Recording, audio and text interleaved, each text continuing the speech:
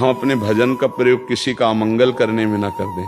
प्रयोग का ऐसे होता है, या आपने हमारा अपमान किया, बहुत गाली दी, बहुत कष्ट दिया कि हम सह नहीं पा रहे, वो अंदर से मनाया कि तुम्हारा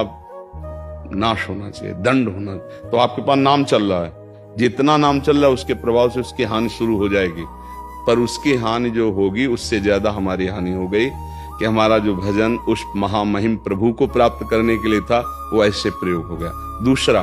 कोई प्रियजन है, आप उसे बहुत दुखी देख रहे हैं, तो आप प्रार्थना कर दीजिए,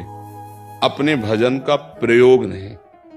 उसे वरदान कहते हैं, ना किसी को वरदान ना किसी को शाप। हम अपने